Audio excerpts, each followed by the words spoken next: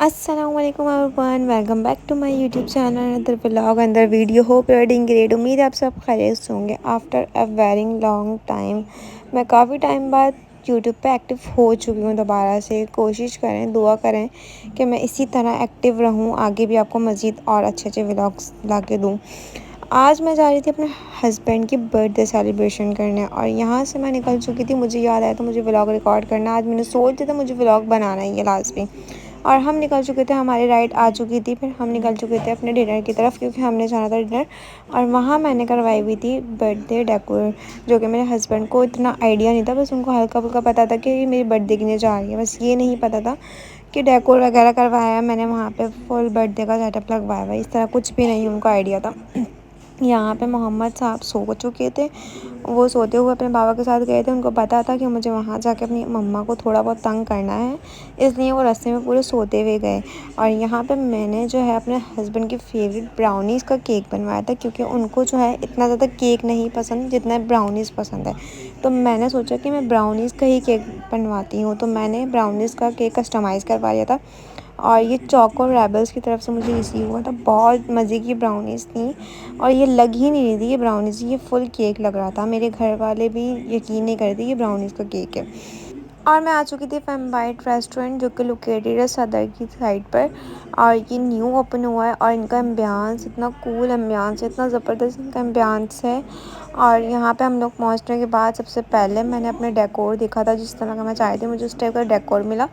But थोड़ी बहुत हमारी थीम डिफरेंट हो गई थी, क्योंकि मेरी ड्रेसिंग मुझे समझ नहीं आ रही थी। जिस टाइप की मैंने थीम करवाई थी उस टाइम की मुझे ड्रेसिंग बिल्कुल भी समझ नहीं आई थी, क्योंकि मेरे हस्बैंड को जस्ट ब्लैक वाइट इस तरह के लाइट कलर्स पसंद है, रेड ये इस तरह के कलर्स नहीं पसंद। तो फिर मैंने सोचा कि नहीं, चलो थोड़ा बहुत डिफरेंट हो रहा है तो कोई बात नहीं, खैर है। और जैसे ही मैं यहाँ पहुँची तो मुझे नज़र आया मोहम्मद उठ चुके थे। मोहम्मद जो है एक्टिव हो चुके थे, उनको पता था कि मैं सो के बिल्कुल अपनी नींद पूरी करके चार्ज हो चुका हूँ। वो खुश हो रहे थे बलून्स देख के। और यहाँ मैं कर रही थी ब्राउनी की अनबॉक्सिंग, जो कि मुझसे हो ही नहीं रही थी। मैं यहाँ पे ओपन करे जा रही हूँ, मुझसे ओपन ही नहीं हो रहा था। और फिर उसके बाद मैंने यहाँ ब्राउनीज़ ओपन कर ली थी। उसके बाद मैंने सोचा कि मैं थोड़े व्लॉग रिकॉर्ड करने के बाद मैं जाऊँगी किचन में इनकी लाइव कुकिंग दिखाने आप लोग, क्योंकि ब्लॉग के अंदर ये चीज़ें ज़्यादा नोटिस की जाती हैं, ये ज़्यादा फोकस दिया जाता है कि कुकिंग्स वगैरह, एम्बियंस और जो है उनकी रेस्टोरेंट की क्लीनिंग, ये सारी चीज़ें ज़्यादा फोकस दी जाती हैं। तो यहाँ पे आप लोग देख सकते हैं नीट एंड क्लीन इनका स्टाफ था, और इनकी लाइव कुकिंग आप लोग देख सकते हैं कितने अच्छे तरीके से हो रही है। हर चीज़ प्रॉपर मेंटेन हुई हुई है इनकी। यहाँ हमारी मखनी हांडी रेडी हो चुकी थी सबसे पहले, और उसी के साथ साथ यहाँ पे मैंने जिंगर बर्गर भी ऑर्डर करा था, वो भी मेरा रेडी हो चुका था। और टेस्ट बहुत बहुत डिलीशियस, बहुत मज़े का टेस्ट है इनके फूड का। यहाँ पे मैंने स्टेक भी स्पेशल इनका स्टेक ट्राई करा था, क्योंकि मुझे काफ़ी जगह के स्टेक पसंद हैं और काफ़ी जगह के नहीं भी पसंद आए, तो मैंने सोचा मैं इनका भी ट्राई कर दूँ। फर्स्ट टाइम मैं इनका फूड ट्राई कर रही थी, तो मुझे इनका स्टेक लिटरली बहुत पसंद आया। बहुत डिलीशियस स्टेक है। और जिंगर बर्गर तो नो डाउट बहुत पसंद था, 10 आउट ऑफ 10 दूँगी मैं जिंगर बर्गर को और स्टेक को। और यहाँ पे मैंने इनका ब्रोस भी साथ साथ रेडी करवाया था। और आप लोगों के सामने हर चीज़ यहाँ पे फ़्रेश रेडी हुई है। मुझे सिर्फ यही देखना था कि हर चीज़ फ़्रेश रेडी हो रही है या नहीं हो रही, तो मैंने आप लोगों को इसलिए लाइव कुकिंग इनकी दिखाई है। और यहाँ पे मेरा स्टेक रेडी हो चुका था, ये सारी चीज़ें मेरी रेडी हो चुकी थी, बट एडिट मैं घर आके बाद में करा था। और मैं इनके फ़ूड का जो रिव्यू दूँगी वो 10 आउट ऑफ 10 दूँगी। हाईली रिकमेंड है, आप लोग लाजमी जाएँ उनके फूड को, इनके एम्बियंस को लाजमी विज़िट करें।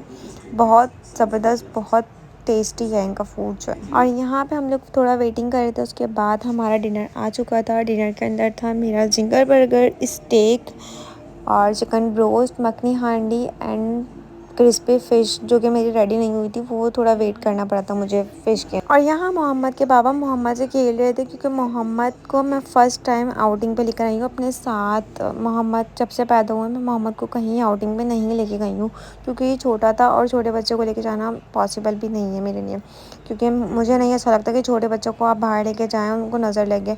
और अभी भी मैं बहुत डर डर के लेकर आई हूँ, क्योंकि जो भी इसको देखता है ना, और माशाल्लाह से बोलता है, बट उसको नज़र बहुत जल्दी लग जाती है, तो इसलिए मोहम्मद को कहीं नहीं लेके जाती। बट इनके बाबा की बर्थडे थी, तो मैंने सोचा कि इनको लाजमी मैं लेके जाऊँ। और मोहम्मद की वजह से मैंने अपनी एनिवर्सरी कैंसिल कर दी, क्योंकि मोहम्मद की तबीयत उस टाइम पर सेट नहीं थी।